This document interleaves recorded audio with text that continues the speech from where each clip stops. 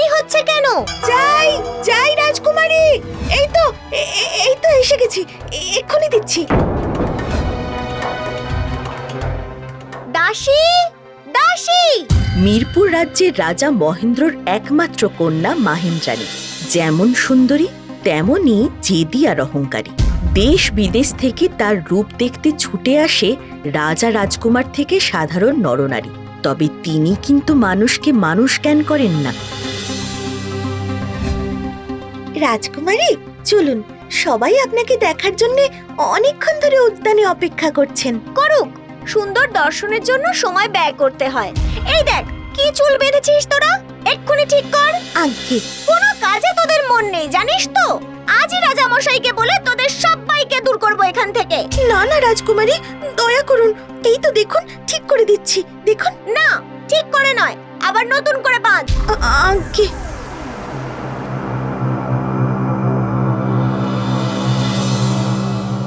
এই রাজ্যেই থাকতো রতন। জঙ্গল থেকে কাঠ কুড়িয়ে গাছের পরিচর্যা করে তার আনন্দে দিন কাটতো। সে কোনোদিন গাছের ডাল কাটতো না। প্রত্যেক গাছকে সে একটা করে নাম দিয়েছিল, তাদের ডাকতো সেই নামে। প্রণাম রাজকুমারী।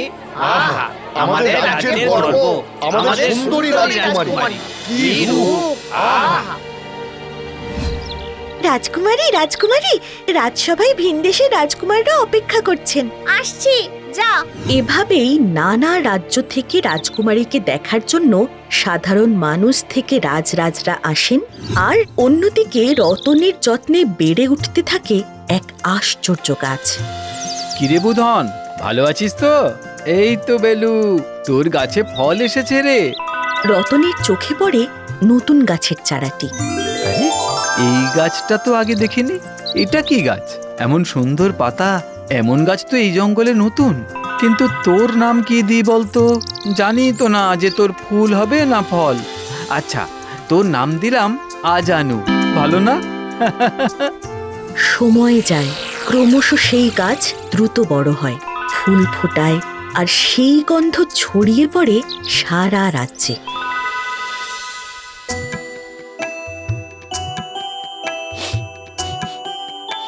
কোথা থেকে এমন সুন্দর একটা গন্ধ আসছে বলো তো বিনু? কি জানি, আমিও তো কাল থেকে পাচ্ছি। আহা, গন্ধটা পাওয়ার পর থেকেই মনটা যেন কেমন ভালো হয়ে যাচ্ছে গো। হ্যাঁ গো কাকা, তুমি তো জানো আমার বউ অসুস্থ। কাল ওই গন্ধ পাওয়ার পর থেকে ও বলছিল ওর শরীরটাও যেন কেমন সুস্থ সুস্থ লাগছে। হ্যাঁ, তার মানে কোনো ওষুধি গাছ হবে গো, যার গন্ধ মন শরীর সব ভালো করে দেয়। ক্রমশ সেই গাছের কথা সর্বত্র ছড়িয়ে পড়ে। তার ফুলের শোভা দেখতে আর গন্ধ নিতে নানা রাজ্য থেকে বহু মানুষ আসতে শুরু করে।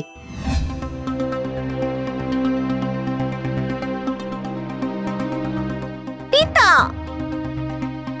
পিতা, আপনি এইসব দাসীদের তাড়িয়ে নতুন দাসী রাখুন। ওরা আমার ঠিকঠাক পরিচর্যা করতে পারে না। মা, ওরা যে গরিব মানুষ, ওদের তাড়িয়ে দিলে ওরা খাবে কি? সে তো আমার জানার কথা নয়। তুমি এদেশের ভবিষ্যতের শাসক, তোমাকে তো প্রজার ভালো মন্দ বুঝতেই হবে। নিজের অহং ত্যাগ করো মা, শান্ত হও, তোমার রূপ চিরকাল থাকবে না। মহারাজ, এক বিদেশী এসেছেন। আমি এখন কাউকে দেখা দিতে পারবো না। না রাজকুমারী, আপনাকে না, এই রাজ্যের জঙ্গলে একটি গাছ আছে, তিনি সেটা দেখতেই এসেছেন। এমন কি সুন্দর সেই গাছ যে আমাকে না দেখে গাছ দেখতে এসেছেন? আমিও দেখবো কি এমন গাছ। মন্ত্রী, আপনি ব্যবস্থা করুন। তুমি যাবে মা? না পিতা, জঙ্গলে যাওয়ার আমার কোনো ইচ্ছে নেই। বেশ, চলুন মন্ত্রী মশাই।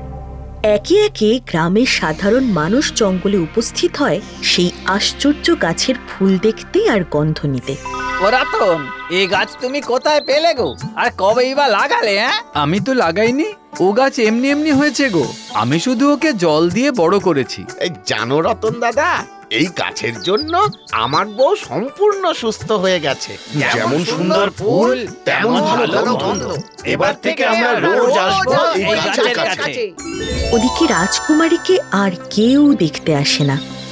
এ কি, আজ কোনো দর্শনার্থী নেই কেন? আগে সবাই ওই আশ্চর্য গাছ দেখতে গেছে তাই। ও, তাই বুঝি, ওই গাছ তাহলে কাটতে হবে। খবর দে, ওই রতন কাছুরেকে খবর দে, যা। ক্ষমা করবেন রাজকুমারী, আমি গাছ কাটি না, আর ওই গাছ আমি কিছুতে কাটতেও দেব না। না মা, ওটা ঔষধি গাছ। আমিও তোমায় ও গাছ কাটতে দেব না। ও বেশ, তবে আমিই নষ্ট করে দেব। রতন গাছ কাটতে রাজি না হলে একদিন রাজকুমারী মালির কাছ থেকে লুকিয়ে আগাছা মারার ঔষধ নিয়ে পৌঁছে যায় জঙ্গলে, ছড়িয়ে দেয় সেই গাছের চারপাশে। না থাকবে বাঁশ, না বাজবে বাঁশর। এবার দেখি আমাকে না দেখে এই গাছ দেখতে লোকে কি করে আসে।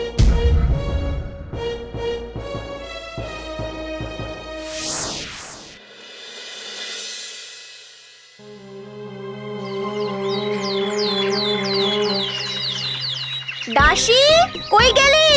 উফ, আজ সবাই আমাকে দেখতে আসবে, আমাকে সুন্দর করে সাজতে হবে তো নাকি? দাসী, দাসী!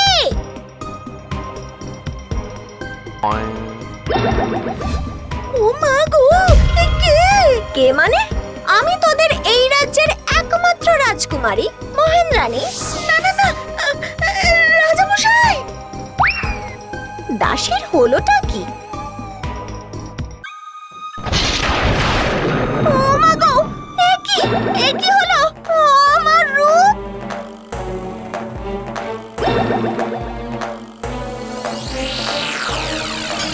এ কি হলো? তুমি কি আদৌ আমাদের মহেন্দ্রাণী? হ্যাঁ পিতা, আমি তোমার মেয়ে। বৈদ্য, বৈদ্য! বৈদ্য আসে, রাজকুমারীকে দেখে, কিন্তু কিছুই বুঝতে পারে না। শেষে রাজজ্যোতিষী আসে। মাগো, কিছু মনে করো না, ভেবে দেখো তো, তুমি কি অজান্তে কারোর কোনো ক্ষতি করেছো বা কাউকে বিনষ্ট করে দেওয়ার চেষ্টা করেছো, যার অভিশাপে তোমার রূপ বিনষ্ট হয়েছে? না না, আমি কারো কোনো ক্ষতি করিনি। ঠিক বলছো তোমা? হ্যাঁ পিতা। ক্ষমা করবেন মহারাজ, এই সময় আপনাকে একটি খবর দিতেই হচ্ছে। কি খবর? মহারাজ, মহারাজ, আমাদের রাজ্যের সবচেয়ে আশ্চর্য যে গাছ, সেটি শুকিয়ে গেছে। আশ্চর্য গাছ! করেছি পিতা, করেছি। আমি কাল রাতে ওই গাছটাকে নষ্ট করে দেওয়ার জন্য ওষুধ দিয়েছিলাম। হায় হায় হায়, ওই গাছের অভিশাপ এটা। কিন্তু কিন্তু ও তো মানুষ নয়। মাগো, ভুলে যেও না, গাছেরও প্রাণ আছে, তারও বাঁচার অধিকার আছে। সে যেমন অন্যের ক্ষতি করে না, বরঞ্চ উপকার করে, তেমনি সেও চায় না কেউ তার ক্ষতি করুক। আর গাছটা শুনেছি ওষুধই, তাই তুমি যখন গাছের কাছে ওষুধ দিচ্ছিলে, তখন হয়তো তার সেই বাতাস কোনোভাবে তোমার গায়ে লেগেছে। এবার আমি কি করব? যে কোনো মূল্যেই ওই গাছ বাঁচিয়ে তোলো, তবেই হয়তো তুমি তোমার আসল রূপ ফিরে পাবে। পিতা, পিতা, ওই গাছের কাছে আমায় একটা কুঁড়ে ঘর বেঁধে দিন। যতদিন না ওই গাছে আমি ফুল ফোটাতে পারছি, ততদিন ওই কুঁড়ে ঘরই হবে আমার আশ্রয়। তোমার ভাবনার উন্নতি দেখে ভালো লাগছে। আমি আজই ব্যবস্থা করছি। তোমার সঙ্গে আমি মালিকে পাঠিয়ে দেব। না পিতা, দোষ আমি করেছি, তাই তার থেকে মুক্তি পাওয়ার জন্য যা করার তা আমিই করব। বেশ বেশ। মন্ত্রী, মন্ত্রী! শুরু হয় ঘর বাঁধা। সেখানে পৌঁছে যায় লোল চর্ম রাজকুমারী। শুরু করে গাছের পরিচর্যা, জল দেওয়া, মাটি খুঁড়ে পুরনো মাটি ফেলে দিয়ে নতুন মাটি দেওয়া, সার দেওয়া, শুকনো পাতা ফুল পরিষ্কার করা। ধীরে ধীরে গাছ প্রাণ ফিরে পায়, নতুন পাতা গজায়, পাখিরা এসে বসতে শুরু করে, আর তারই সাথে রাজকুমারীও ধীরে ধীরে ফিরে পায় তার রূপ।